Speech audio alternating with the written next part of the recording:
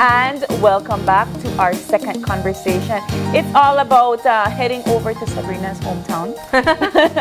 And it is all about the 9th annual Boom Run. Joining us on set, we have event market manager from the River Valley Foundation, Miss Paullett Murray. Good morning. Good morning, guys. Good morning. Good morning. Good morning, Belize. All right, so I don't know nothing about this Boom Run. Sabrina know about it. You know about it. You need to tell me about it. Okay, it's our 9th annual Boom Run, and it's something start back like in 2015. And the main cause of the Boom Run is to help the entire River Valley, not only Borough Boom. So at one point we did set Boom Run. Now we try to put in more the name River Valley. And in the past couple of years, we have assisted mainly with projects that involves kids.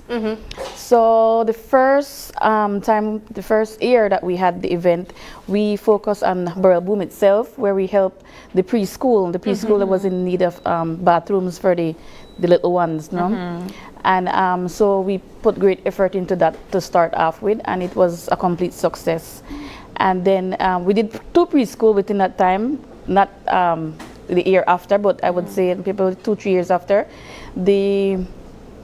This was a much more needed case where we had the preschool in the Bermuda Landing area that they were still using the little latrine outside, and you know there were times when we had rain and those kids had to wait to go to the bathroom. So that was another huge success. We helped the Borough Boom marching band with some equipment. And recently, for example, during COVID, we had given out hampers to much needed people that had their downtime now and they needed little pantry and stuff. So it's a fundraising. It's a fundraising charitable event. So, and you're saying it's not just for Borough Boom, but it's for the Belize River Valley. All right. And when it comes to persons that are attending or participating, how can they, how do they do this, and how can we give back to the River Valley? Okay, you can do this by either donating to the cause, or there are times that you could purchase a ticket. If we know it's all the way in Borough Boom, but we have had people from Belize City. Kikaka, Belize City, all the way from down south. We had a couple of years. So I believe that if you truly want, or most of them are serious runners, but if you want to donate to the cause and you can't make it, you're living overseas, or you're living somewhere where you feel like the distance is too much for you, then you could sponsor a child to take part in it, even an adult. Maybe you have a family living in the area, you could go ahead and say, okay, I'm contributing this. Or for example, we have high schools. The school want to donate towards the cause. They would say, okay, we're paying for 10 of our students. Whichever student can make it to Borough Boom will be able to take part. So we just had the Cycling Federation that came in and they said this is for professional riders, and now we have the Boom Run that they tell me I could walk it. Yeah. Yes. We encourage everybody. You might not be a runner, and you just want to partake. You might not be athletic, but you know, it's 2024. Everybody's trying to start on the healthy side of things. So you could start off by just strolling through the village, enjoy the scenery, the different birds, you know, get to enjoy the beautiful Borough Boom. So if you cannot run and you just want to take part, invite a friend, chit chat along the way, and just you know, be there for the cause. Yeah. I wanna hone in really quickly on the River Valley Foundation. How long has it been established, and overall, what would you say is the purpose of this foundation? Well, it's been established in 2015. I was then the chairperson of Borough Boom, and I got a call from Nick Nicholas, and he said, you know what, I'm living in the area and I would like to contribute. I would like to give something to the community. And so we start having meeting and come up with this idea of having the run. And again, he said, you know what, I would really love for it to include or involve mainly kids. So we even sponsored the agriculture program in the Belize Rural High School. Yeah, I think I participated that year. And then last year, or the year before, I think it was, we gave tuition fees to 58 students by like a grant to 58 students. So it, like I said, it's something that will always involve kids. And our next assignment or next agenda we really would like to target is the Hopewell Children's Home in Flores Bank. Oh, very nice. Because most people does not really don't realize know that that it it's exists. there. Yeah. So it's mainly in the River Valley, and again, it includes kids. You know, I have to say, Miss Paullett, that for me, one of the reasons why I immediately wanted to be a part of this initiative was because, you know, a lot of times, April and Paullett, people believe that it's the government or it's someone else that's Has supposed to to come do in these and things. save them, right? And I'm not saying that there isn't a responsibility from the government, but I also believe that as citizens or as community members, we can do our part Yeah, as well. and we should. And you don't have to come from a load of money to contribute as well. You could come together and create an initiative like this that gives back as well. So for me, that was one of the reasons why I immediately wanted to support this. I'll tell you what, I didn't even realize that it's been 9 years. That's a long time. That's how long it's been going on. Wow. And I can tell you from my experience on my own, I know that I felt like I volunteered for one, and I felt like I was a part of two, but I don't know. Maybe just my memory is not serving me right. But for me, what struck me was seeing people, as you mentioned, all over the country come to participate in something that benefits the River Valley. Yeah. So, as you mentioned, you have people from Keycocker coming because they know that this is going to support a community in the River Valley, Bermuda and Landing. That has nothing to do with But that. you know what it shows though, Sabrina, is that we can do it. As a country, we can do it. It just takes the right people, the right initiatives to bring people together. Ms. Paullett, I really want you to talk to us a little bit about, you said that you have a plan now with the Flowers Bank Children's Home. How do these different contributions you think will assist the Children's Home? What is the plan? Okay, the registration fee for the event is $20 for students and $30 for adults. We try to keep the fee as minimum pretty as possible. reasonable, As we do have runs all over Belize several times for the year, and our initiative is to make sure that we have the fee as a minimum that everybody can partake. And yes, we would like to make more money, but of course, we still want it to be something that everyone could be involved in. And we have professional runners that take part. Yes, we do. And we have people that just take part for the cause. I was one of them. No, so for example, yeah, go ahead. Sorry.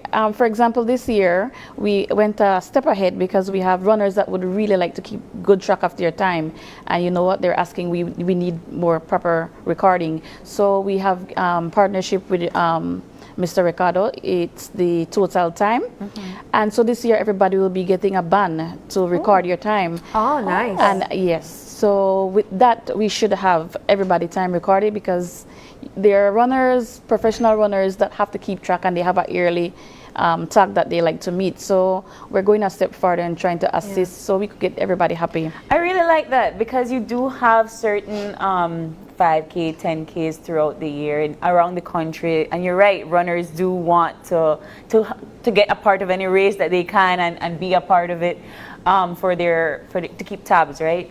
But initially for this race, it became a charter event, and yes, you have a registration fee, but you did say that I can just give if I want. Where and how can I do that? Well, we have contact numbers. I could list them in a few. And what we do, we have business places that maybe they don't take part, but they come out there. For example, the nurse would come out and volunteers, check blood pressure in the morning. So it doesn't have to be financially. You could come out there and volunteer your time. We have water stops, so we ask the entire community to come out and volunteer as well.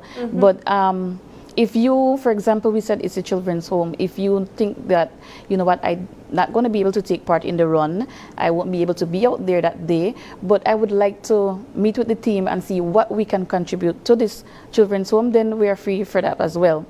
So whichever way you choose to donate, we try not to put a block on any way, any form or shape, but just reach out to us and we will find the way for you to be involved, even if it means you're partnershiping with us. In the span of 9 years, have you seen the numbers grow in terms of, one, the contribution and the impact you've been able to have, but also the participation? Yes, the participation had grew tremendously. And for example, the first year after COVID, we had prepared for a very small amount because, you know, the feedback was slow and we were worried about how it would have been after COVID. But that year, the numbers was crazy. Everyone wanted to get outside? Everyone wanted to get outside. So we're looking forward again for this year to be even better. You said it's sorry. You said it's the 9th annual one. So does that mean that COVID didn't hamper the run? The past? No. Okay. We passed for the year that everything was shut down, but the first year we went back, it was tremendous. We could not believe the amount of people that showed up that day. It was much more than we expected. Yeah. Wow. I really admire the fact that this is a community effort, Ms. Paullett. Let's talk about the children's home and what it needs. Well, the children's home is all the way in Flowers Bank, and if you listen to the news or listen to other events, everything that's happening around Belize, you don't even hear the name get mentioned. For example, you hear the main children's home get mentioned over and over because those are the ones that people have knowledge about. But for example, this children's home is dear to me because my family, my immediate family, we love to give back. So every year, for the past 2 to 3 years, I think it is, we like the December, my family would go and take gift for the kids. So we get all the names, their ages, and we would take Christmas dinner for them along with a present. And now this year we start doing birthdays for each kids. And you know, they're limited with certain stuff. For example, government would fund a certain amount of kids for the children's home, and they have exceed that amount. So they have extra kids that they need to fund, for example, for school. And they even have children's going to all the community, the high schools in Belize. I have one in Jans doing really well. You know, there are kids in Paullett. They have kids all over in different schools, and they have to fund to a certain extent. Do you know how many kids are currently there at the children's home? At this time, I think it's about 18 thereabout. Okay. Wow. And they have all ages, adorable kids. Do you have an amount that you hope to raise? Last year we put an amount, so this year we decide that, you know what, we want to we won't be putting any exact figure this year because we just want it to go to the max. And sometimes when you put a limit, you kind of slack back. So we decide, you know, we'll reach for the max, whatever we could get. If we do not meet that amount and we have to do a second fundraiser, it's usually one time for the year. But whatever we have to do to complete whatever is needed, the player area is one of the main area that we want to attack. And whatever we have to do to accomplish that this year, we will get that done. So, okay, so that's what you're hoping to get these fundings for. Let's talk about the actual run, the actual race. Where is it starting? Where is it ending? I don't have to be a professional, so that means I could take my time and maybe take 2 hours for do a 5K. Okay, we have the boom circle. The boom circle is less than 5, like about 3 miles or less. Okay. And that circle is for those who are uncomfortable with doing the entire route or the entire laps. And that's the one I would suggest for those who just want to take a walk now. For the real beginners. Yes. And that one is, like, you know, around through the community. What's through the village itself. You're going to leave from Castleton, you're going to go all the way up and past the Burlboo Methodist School. You'll take the turn between the Methodist School and the Catholic School, go all the way down to the end of the lane, then you go all the way back up to the end of the lane. This year we're not turning by El Chiclero, but we're going straight across. Okay. Just to make things a bit easier, you know, because for the past couple of years we noticed that some people do get confused. What we do, we have markers, we have people there guiding everyone along the way, but to make it easier and not confusing, since we have the circuit, we have 5K, we have 10K, 15K. We're changing the route this year. So the 10K is what? The 10K now, they won't be going through the community like the first time. They'll be going up to Bermudan Landing Way. Okay. And so they will reach a point. For example, the 15K is about 9 miles there or less. So you'll be going up half that amount, and then there will be a turning point that you turn back. So that way we don't get the runners and the walkers mixed. Okay. And that way makes things much easier. You know, for somebody like me, Ms. Paullett, I would require a map Girl, if you're running with me, I could show you where. That's like But my if I don't stomping have ground. my handy dandy Sabrina with me, I would, you know. The thing is, it's a very easy route, and again, we have someone there in the morning that will have a bullhorn telling you your route, guiding you, and we have volunteers along the way.